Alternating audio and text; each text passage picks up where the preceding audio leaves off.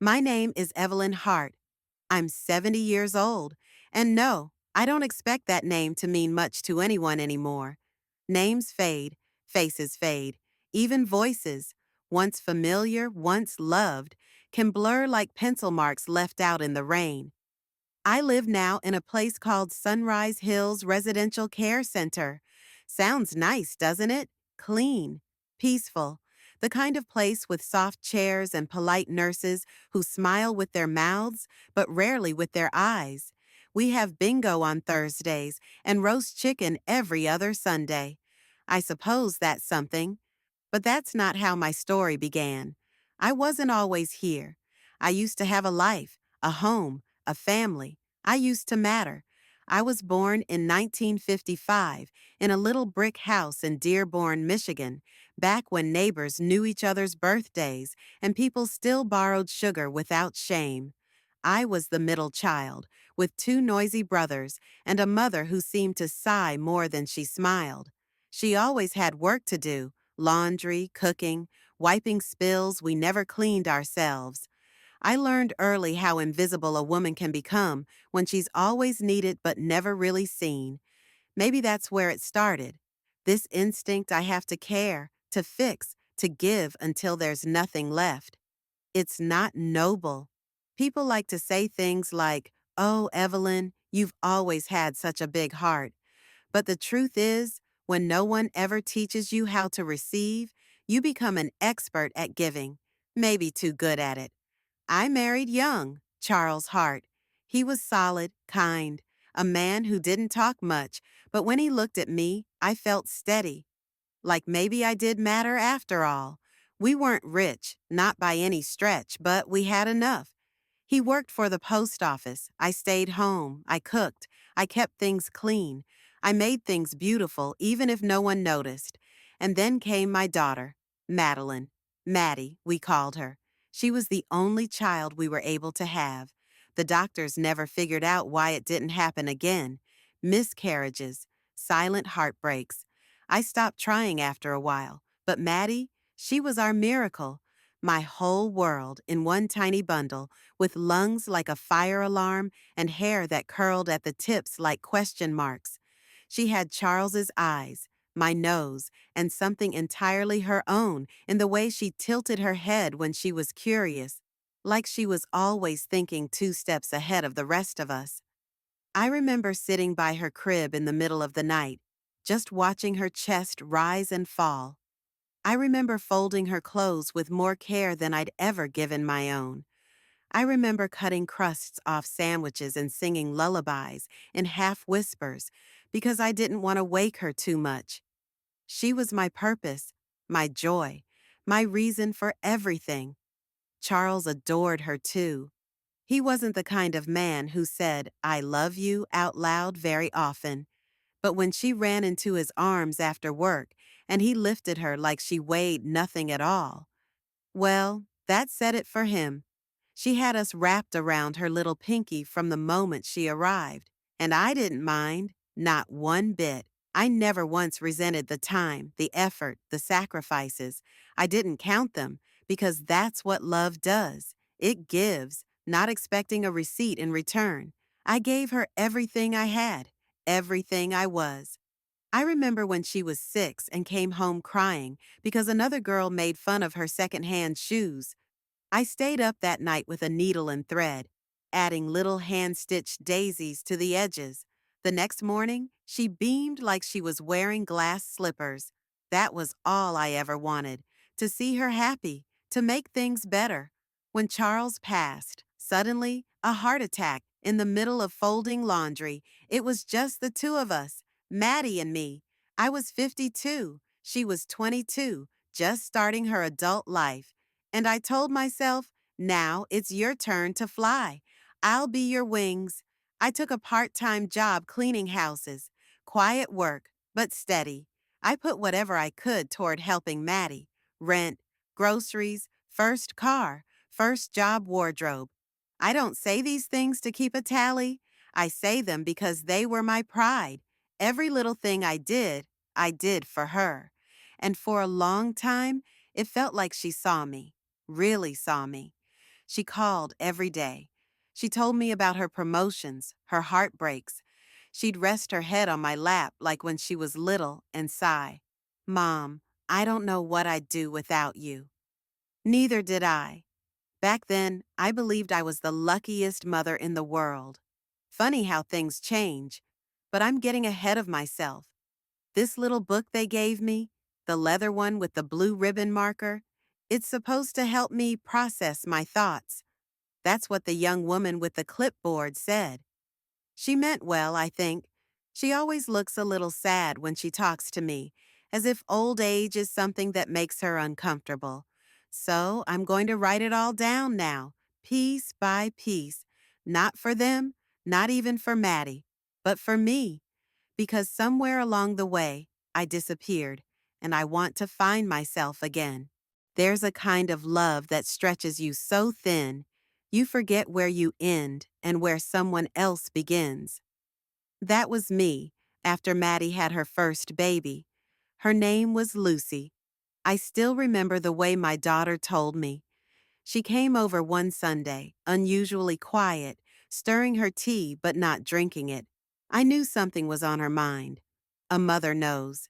She fiddled with the edge of the napkin and said, "Mom, I have to tell you something, but I don't want you to freak out." I didn't freak out. I cried, out of joy, out of fear, out of the sudden knowledge that I was about to become something new, a grandmother. She was only 25, young but steady. She had a decent job at the library, and her boyfriend, Greg, seemed decent enough, not especially bright but polite. He shook my hand every time he came by, always with the same weak smile like he was trying to win me over, but didn't quite know how. The day Lucy was born was the second time in my life I thought my heart might burst from love. First Maddie, then Lucy. Maddie screamed through 12 hours of labor. I stood beside her through it all, held her hand, whispered encouragement. I still remember the way her hand clutched mine during those last few pushes, tight like a rope in a storm. When they finally placed that little pink-cheeked baby in her arms, something shifted in Maddie's face. She looked up at me, eyes glassy with exhaustion and awe, and said, "I don't know how you did this alone, Mom." I just smiled. But the truth is, I didn't know either. The first few weeks were hard. Maddie was exhausted, constantly worried, sore, and weepy. Greg tried, but he wasn't built for the chaos of newborns. And so, without being asked, I stepped in. I cooked every meal, washed every burp cloth, rocked Lucy to sleep so Maddie could take a nap, or a shower, or just cry in peace in the bathroom. I held them both, really. One in my arms, one in my heart. Those days blended together. Soft lullabies, mashed bananas, sticky floors, and the sound of cartoons always in the background. I barely went home. Sometimes I'd sleep on the couch, curled under a throw blanket with a bowl of half-finished oatmeal by my feet. I was 60 then. My back ached more often, my knees complained, but I never let it show. Maddie needed me. Lucy needed me. And then came Logan. 2 years later, another bundle, another miracle, and another round of midnight feedings, teething, diaper explosions, tantrums, and giggles that made it all worth it. By the time Maddie was 30, she had 2 kids, a house in the suburbs, and a job that she said she only kept because of the benefits. Greg had faded out of the picture by then, not suddenly, more like a shadow slipping off the edge of the wall. I wasn't surprised. Men like Greg rarely stay, too soft-spined, too easily overwhelmed. Maddie filed for custody, and he didn't fight. He just stopped calling. So once again, it was the two of us, Maddie and me. Only now there were 2 little souls who needed us both. I moved in without anyone saying it out loud. First, it was just staying the night, then 2 nights, then a drawer in the guest room, then my winter coat hanging beside theirs. It made sense. She needed help. I was there. It felt natural, comfortable. But over time, something quiet inside me began to dim. I didn't notice at first. When you give so much, you don't always realize you're disappearing. One day I was painting my nails while Lucy napped. The next, I was too tired to bother. One day, I was baking pies just because it made me feel like myself. Then weeks would pass, and I couldn't remember the last time I'd turned the oven on for anything other than chicken nuggets. I don't blame them, not really. I handed myself away in tiny pieces. Here, let me do that for you. It's okay, I'll stay up. You sleep, I'll handle it. And I meant it every time. But sometimes I wish someone had looked at me, really looked, and said, Evelyn, are you okay? The answer would have been complicated, because on one hand, yes, my grandchildren were the light of my life. Their laughter filled the house. Lucy used to crawl into my lap with a book twice her size and beg, Read, Nana, read. And Logan, he was wild and brilliant and mischievous. He once fed my earrings to the dog. We laughed for days. But on the other hand, I had stopped existing as my own person. I was no longer Evelyn. I was mom, Nana, helper, cook, cleaner, the woman who gets things done. And as the years passed, Maddie got used to that version of me. Sometimes she'd say, Mom, I don't know what I'd do without you. And part of me would swell with pride.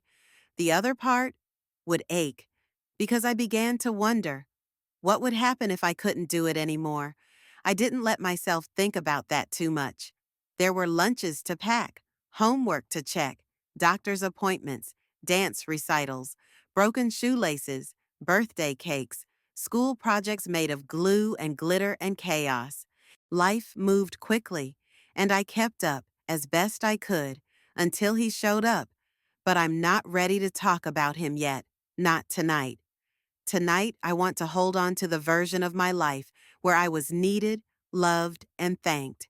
The part where Maddie still looked at me like I hung the moon. The part where Lucy and Logan would crawl into my bed during thunderstorms and whisper, Don't worry, Nana, we'll protect you. Funny, isn't it? They thought they were protecting me. They had no idea. I suppose all stories like mine have a turning point, a moment that, looking back, feels small but rattles everything loose. At the time, you don't notice it. You keep washing dishes, folding laundry, brushing your granddaughter's hair and tying it with pink ribbons. But the air changes, the silence lengthens, and something inside you starts whispering, Watch closely. That moment for me wore a crisp button-down shirt and a polished smile. His name was Brian. I first met him on a Tuesday evening. Maddie had told me she was seeing someone, but she was vague about the details. I didn't press. She'd been single for years, and I thought maybe this could be something good. She deserved love, someone to lean on, someone besides me. He arrived with a bottle of wine and too much cologne. I remember how he looked at me, pleasant but distant, like I was a receptionist at a hotel, not the woman who had raised the woman he wanted to date. Nice to meet you, Evelyn, he said. He didn't call me Mrs. Carter, didn't ask if I needed help with the groceries in my hand. He just smiled, turned to Maddie, and asked if the kids were already asleep. That was my first note of dissonance. Small, subtle, but I felt it. Over the next few months, he was everywhere. He brought flowers, took Maddie out to restaurants she couldn't afford on her salary, bought toys for the kids, complimented Lucy's drawings. He was charming, the kind of charming that makes people laugh a little too loudly and ignore the way he cuts people off mid-sentence. To be fair, he wasn't cruel, not at first, but he was careful, calculated. He started small, rearranging things in the kitchen and joking, You keep everything so old-fashioned. He changed the TV settings to lock out the kids' shows and set his own sports alerts. When I asked him about it, he smiled and said, Ah, Nana, just keeping up with the times. He called me Nana like a nickname he hadn't earned, always with a grin, always with just a hint too much performance. Then came the jokes. She never stops fussing over things, he said once, when Maddie laughed about me reorganizing the spice rack, like living with a house elf, but less magical. They laughed. I didn't. But I smiled, because that's what you do when you're 70 and you depend on the goodwill of the people you once protected.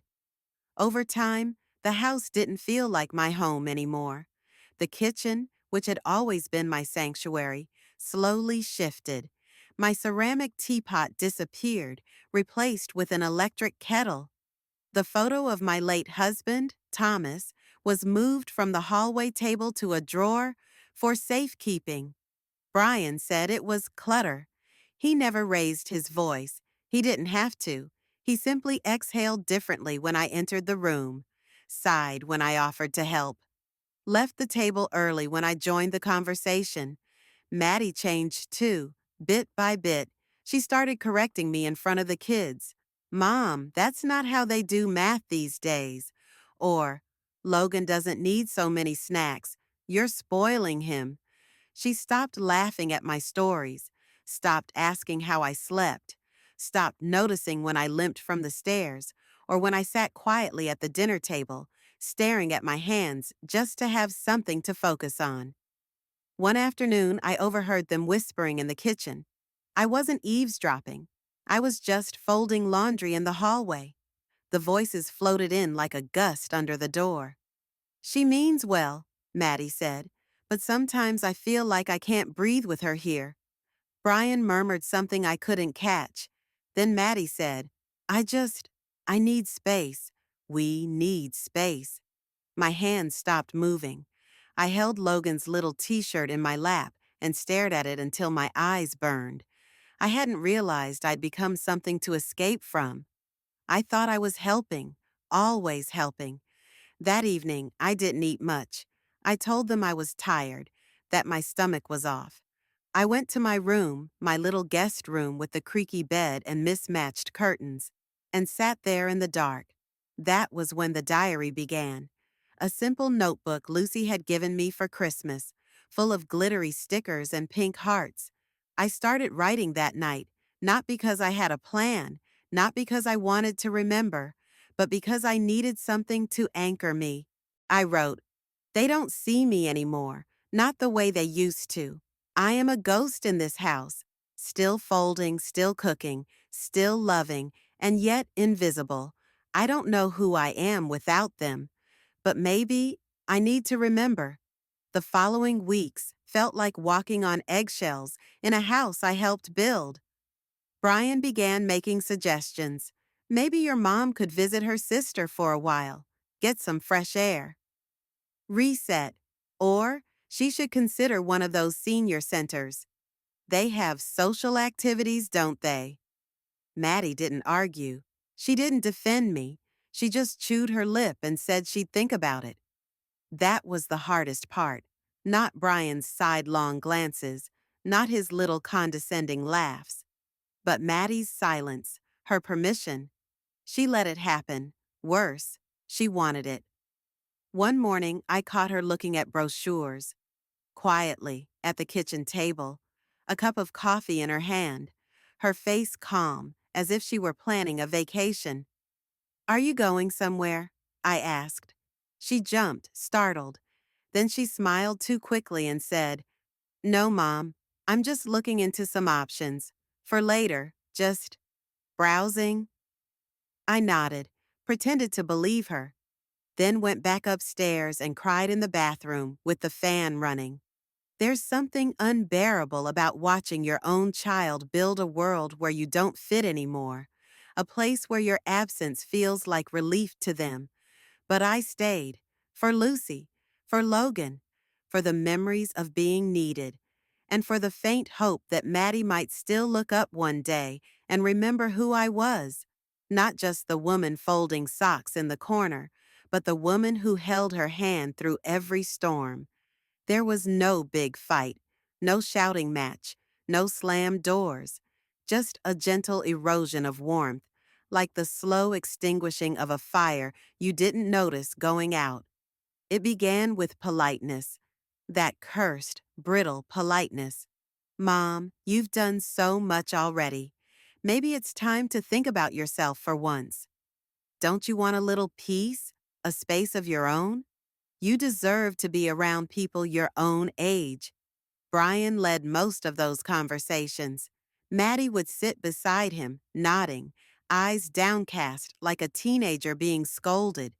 She rarely looked at me directly during those talks.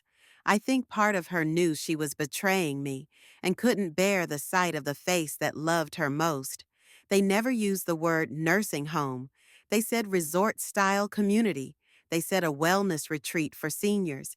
They said temporary stay. Brian even joked, "Think of it like a vacation, Evelyn." A little break from all the chaos. You'll come back refreshed. It was such a careful, rehearsed performance, but I wasn't blind, not yet. Still, what could I say? What could I do? I was tired, so tired. Not just physically, though my knees ached from the stairs and my back throbbed from bending over Lucy's toys, but tired in my soul, from tiptoeing around Brian's moods, from Maddie's clipped tone, from feeling like the help in a house I helped keep standing. So I agreed. I smiled. I said it sounded lovely, that maybe it was time to take care of myself. But inside, I felt the earth shift, something deep and irreversible. I packed a small suitcase, just the essentials, a few cardigans, my reading glasses, a framed photo of Thomas and I on our wedding day, my diary, a copy of Little Women with yellowed pages and a cracked spine. Lucy had once asked me why I kept it if it was falling apart. I told her, some things are more beautiful when they show their age. We drove up on a Sunday. The place was called Silver Pines Retreat. That name alone should have been my warning. It sounded like the sort of place you send a person when you want to sound generous while stepping out of their life. It was nice in that sterile, too quiet way. White hallways, neutral decor, staff that smiled too brightly, people in cardigans playing chess and watching old movies in shared rooms. There was a faint smell of lavender, almost covering the scent of antiseptic underneath. Maddie walked me in, arm in arm like I was frail. Brian held the door and made some joke about bingo night. I didn't laugh. The woman at the front desk greeted me with that sing-song tone people use when they're speaking to children or old people. "Welcome, Mrs. Carter. We're so excited to have you join our community." Join, as if I was here willingly. They showed me my room. It was small, clean, impersonal. Beige walls, a bed with a stiff blanket, a small window facing a garden I couldn't walk through without assistance. Maddie stood in the doorway, arms crossed over her chest. "Well," she said softly, "this is just for a few weeks, remember? Just while things settle at home." "What's settling?" I asked. She hesitated. "Oh, Logan's school stuff. Brian has a work trip. It's been hectic." I nodded slowly. Didn't push, didn't beg. She leaned in to hug me. I kissed her cheek. She smelled like the same lotion I used to rub on her legs when she skinned her knees at age 6. Then she turned and left. Brian waved. "Take it easy, Evelyn." I listened to their footsteps fade down the hallway. And then, silence. Just me, the ticking clock, and the soft whir of a wall-mounted fan. I didn't cry right away. I sat on the bed, placed my photo of Thomas on the nightstand, smoothed the blanket. Then, slowly, I opened my diary. September 3rd. They left me, Maddie said. A few weeks. But I saw it in her eyes. She's gone. I'm not on vacation. I've been placed, like a piece of furniture someone's tired of dusting. I miss my grandchildren, their laughter, the way Lucy always wanted to sleep next to me when she had nightmares. I miss the smell of our old kitchen. I miss being needed. I miss my daughter, or at least the version of her who once held my hand and said, "You're my best friend, Mommy." The next few days blurred together. The staff were kind enough. They brought meals on trays, asked if I wanted to join craft hour. One nurse, Claire, was especially gentle. She had the kind of face that listened without interrupting, but even she couldn't mask what this place was. It wasn't a home, it was a holding pattern, a waiting room for the forgotten. I called Maddie the first night. She didn't pick up. I called again the next morning, straight to voicemail. By the third day, I stopped trying. She didn't send photos, didn't let the kids call, didn't check if I needed anything. I asked Claire if anyone had brought over my box of books from Maddie's house, the ones I'd packed myself and labeled clearly. Claire looked confused. "We haven't received anything." That night, I overheard two of the aides whispering at the front desk. One said, "Did you hear about Mrs. Carter's daughter? She cleared the whole guest room out the same day. Said her mom wouldn't be back for a long time." I didn't let them know I heard. I just walked slowly to my room and shut the door behind me. And I wrote, "September 6th. She's not coming back. Not next week. Not next month. Maybe not ever. She gave me to this place like an old purse. Worn out of style, but too guilty to throw away outright. I feel like I'm shrinking, like I don't take up space anymore. But something inside me is starting to burn. Not anger, not yet. Something else, something waiting. The days blurred at first. There's a strange rhythm to places like this. A loop, breakfast at 7:30, chair yoga at 9, bingo or crafts at 11, lunch, nap, gentle TV programming, more crafts, dinner, quiet hours, and silence. A silence so thick it crawls into your bones and makes a home there. I tried to keep my mind occupied. I read, I scribbled in my diary. I memorized the cracks in the ceiling. Sometimes at night, I'd sit by the window with a blanket wrapped around my shoulders and stare at the stars. I'd look for Orion's belt and imagine Thomas standing next to me like he used to, saying, "You see it, sweetheart? 3 in a row, that's his belt." But I couldn't feel him. Not really. Not like before. It's hard to feel the presence of someone you loved when everything else around you feels like absence. Still, I didn't let myself fall apart. Not fully. Something in me refused to. That part of me that raised Maddie alone after Thomas died. That part that worked 2 jobs when she was in school. That part that boiled rice with butter when there wasn't enough for both of us to eat meat. That part was still alive, and it began to whisper, "This isn't the end, not yet." It started small, a quiet rebellion. First, I stopped attending the mandatory crafts sessions. When a perky activities coordinator named Jill asked me why I wasn't making pot holders with the others, I looked her square in the eyes and said, "Because I have enough pot holders to outlive the sun." She blinked, then laughed. "Fair enough, Evelyn." Then I stopped eating in the dining room. They didn't like that much, said I was isolating. But Claire, the nurse I liked, snuck me meals to my room and joined me sometimes for lunch breaks. She brought her own Tupperware and we'd sit on the narrow bed, eating like schoolgirls. She told me about her 2 teenage sons. I told her about Maddie when she was 7 and insisted on wearing a purple tutu to school for a week straight. Claire was the first person who saw me in that place, not just as a resident or Mrs. Carter, but as Evelyn, a woman with a history. I asked her one rainy afternoon, "Do you think it's wrong to want to be more than just tolerated in your old age?" She didn't hesitate. I think it's human." About 2 weeks into my stay, I found the small library tucked behind the dining hall. No one had told me it existed. It had maybe 100 books total, most of them worn paperbacks, a couple jigsaw puzzles, and an old stereo with a collection of dusty CDs. Frank Sinatra, Patsy Cline, Nat King Cole. About 2 weeks into my stay, I found the small library tucked behind the dining hall. No one had told me it existed.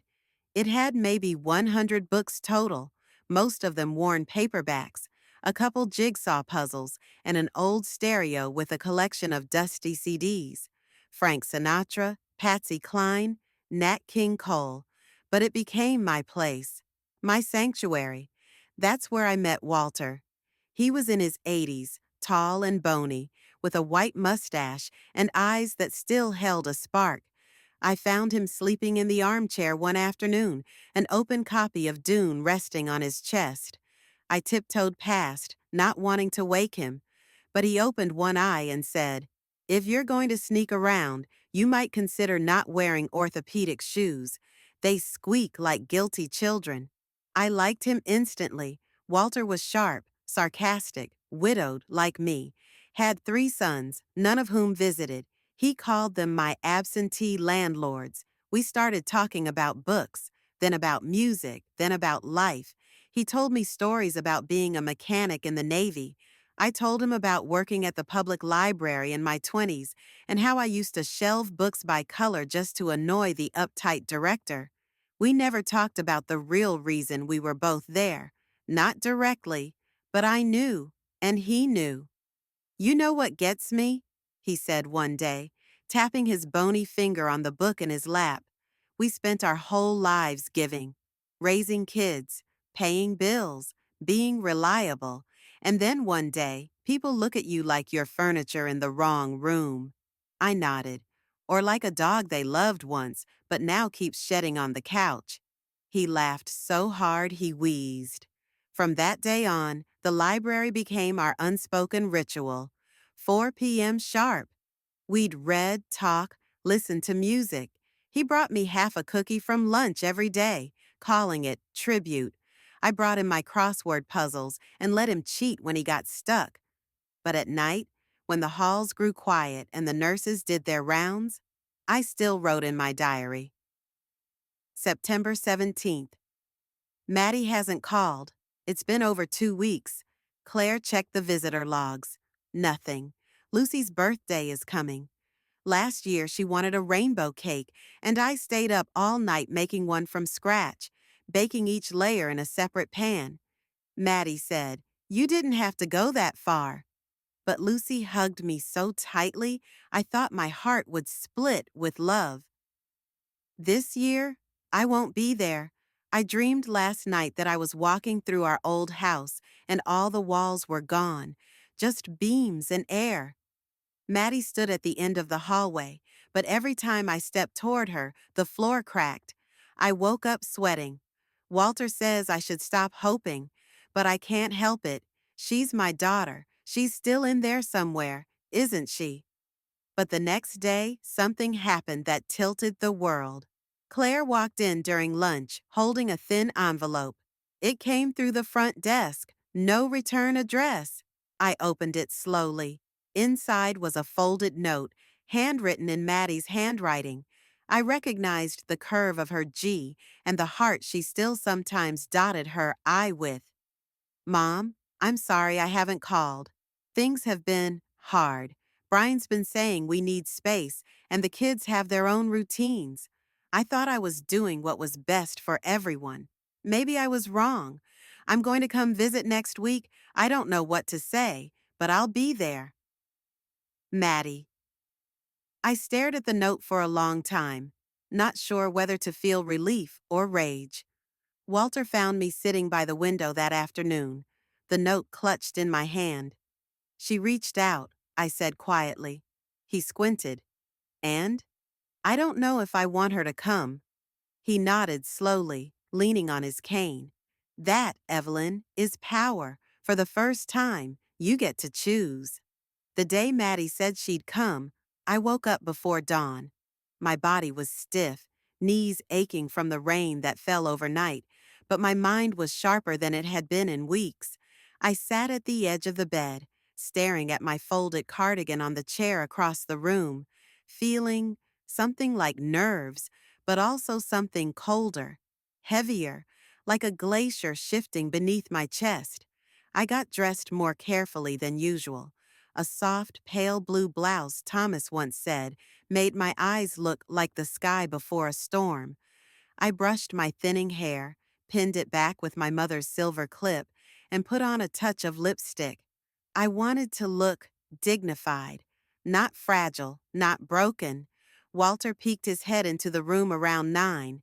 "You look like a woman about to fire someone," he said. I smirked. "In a way, I might be," he nodded. "Good. Let her feel the weight of what she did." But that was the thing, wasn't it? I didn't know what I wanted from her. An apology, a confession, or something more impossible, something like going back in time and choosing differently, rewinding the slow betrayal, starting again from the day she first turned her face away from mine. Time doesn't work like that. People don't work like that. It was nearly noon when I saw her. She didn't come through the main entrance like visitors usually did. Claire found me in the library and said, "There's a woman at the reception. Says she's your daughter. She looks unsure." I stood slowly, hands trembling in my lap. Walter gave me a long look and simply said, "Don't be generous too quickly." I nodded, and then I walked. The hallway seemed longer than usual, every step echoing. When I turned the corner and saw her, Maddie, standing near the front desk, holding her phone with both hands like a lifeline, I stopped. She looked older, not in a bad way, just tired. Her blonde hair was darker now, with strands of gray she hadn't bothered to color. She wore a loose sweater and jeans, her eyes scanning the room until they found me. We locked eyes. Her mouth opened, but no sound came. I walked the rest of the way, slow but steady. "Hi, Mom," she said finally, voice soft. "You look good." I gave a small smile. "I didn't expect you to come." I said I would. She fidgeted with her phone. "Can we go somewhere and talk?" I nodded and led her toward the garden outside. A small square of green tucked behind the building. Just a few benches, a bird bath, and a crooked magnolia tree. We sat. She didn't speak at first. I didn't help her. The silence stretched. Then finally she began. "I don't know how to start," she said. Everything I've tried to write down sounded like an excuse. I looked at her hands. No wedding ring. "Where's Brian?" She hesitated. "Gone. A month after you moved here, he left. Said I was too emotional and couldn't manage anything anymore. Took a consulting job in Phoenix." I stared at her, expression blank. "So now you need me again?" Her eyes snapped to mine. That's not, Mom, it's not that." I swear I didn't reply. Let her sit in that silence. She swallowed. "I made a mistake, a big one. I didn't realize, I didn't want to believe how badly I'd hurt you." "You didn't want to believe?" I said, my voice sharper now. "Maddie, you left me here with a suitcase and a lie. You said it was a vacation. I was waiting for you every day. I kept checking my phone, asking Claire if you'd called, but you disappeared." "I know," she whispered. I panicked. "Brian kept saying you were making things difficult, that we weren't a couple anymore, just roommates with a third person in the house. I didn't know what to do. I felt stuck." "You weren't stuck," I said coldly. "You were free, free to choose, and you chose comfort. You chose him." Tears welled up in her eyes, but I didn't comfort her. "I cleaned your floors, watched your kids, cooked your meals, gave you my savings when Lucy needed braces. I buried my own grief so I could be there for you. And when I needed you to be there for me, just to be decent, you left me here like I was something to be managed." She covered her face. "I'm sorry. I'm so, so sorry." I sat back, breathing slowly. After a long moment, I asked, "Did you sell my sewing machine?" She looked up, startled. "What?" "I heard from Claire that some of my things were sold."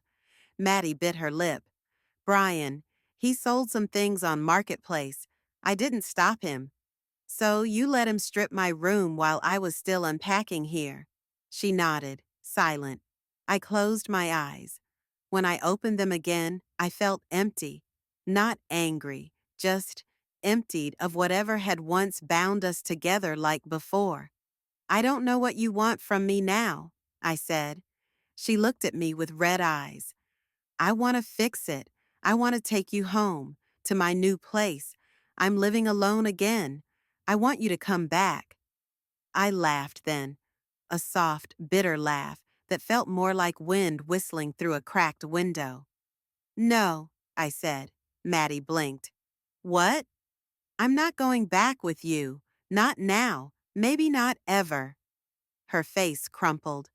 But I thought, I know what you thought, that you could just show up, say you're sorry, and we'd reset like a broken clock. But I'm not a clock, Maddie. I'm a woman, a mother, and you treated me like a burden you could discard. She didn't speak. I stood. I forgave you 100 times before you ever asked, but that doesn't mean I'll let you hurt me again. I reached into my bag, pulled out a folded letter, and placed it on the bench beside her. What's this? She asked. Something you should read when you're ready. But don't come looking for me tomorrow. I'm leaving this place. She stared at me, stunned. Where? I gave a soft smile. That's my business now. Then I walked away, back into the quiet hallways of the home, past the library, past the nurse's station, past the woman I used to be. After I left Maddie sitting there on the bench, the letter folded neatly beside her, I walked slowly back inside the building. Each step felt like shedding a layer of old skin, heavy, damp with memories, but necessary. Walter caught my eye as I passed the nurse's station. He gave me a knowing look, one that said he understood the war I had just fought and won. Quietly, without raising my voice, I returned to my small sunlit room, closing the door softly behind me. For a moment, I stood still, letting the quiet sink in. The room was simple, a pale yellow wall, a framed photograph of Thomas and me on our 40th anniversary, a vase with plastic flowers that Claire had brought last week. Nothing fancy, but it was my sanctuary. I sat down at the little desk by the window. The letter waited for me in my bag, but first I needed to write, to pour out the storm swirling inside me one last time. I opened my diary and began to write, letting the words spill like a river finally freed from a dam. Dear Maddie, I have lived 70 years on this earth, 70 years filled with joy and sorrow, love and loss. You were my greatest joy, and at times, my greatest heartbreak. I raised you alone after your father left us. Too soon, too fast. I watched you grow from a curious, bright-eyed child into a strong woman. I held your hand through every scraped knee, every heartbreak, every new beginning. When my husband died, I thought my role as a mother was done, but it was only beginning. I helped you with your children, with their laughter and tears. I cooked your meals, watched your worries, and gave everything I had. My heart was full because it belonged to you, but somewhere along the way, I became invisible, a shadow, a burden. When you brought me here, you promised care and rest. Instead, you left me alone. You sold my things without a word. You stopped calling. That silence, that abandonment, was more painful than any wound I have ever known. But this letter is not a plea, nor is it a cry for revenge. It is a farewell. I have inherited the apartment of my dear friend, Lillian, who passed last month. She was a woman of spirit who believed that life after 70 was a gift, not a sentence. I am moving there, to a new state, a new chapter. I am not asking you to come after me, nor am I seeking your forgiveness. I only hope that one day you will understand that love is not possession and care is not obligation. I wish you peace. Mom. I folded the letter carefully and sealed it in an envelope addressed simply, Maddie. I asked Walter to send it to her. The next morning, a small suitcase by my bed was all I needed. Claire helped me pack. She had tears in her eyes but smiled with hope. "You deserve happiness, Evelyn," she said softly. I nodded. It was strange, the feeling of packing to leave a place where I was abandoned. But it was also freeing. My new home was waiting, a place where I could finally breathe.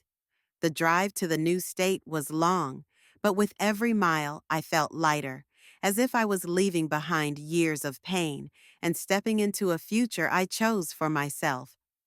Weeks later, I settled into the small but cozy apartment Lillian left me.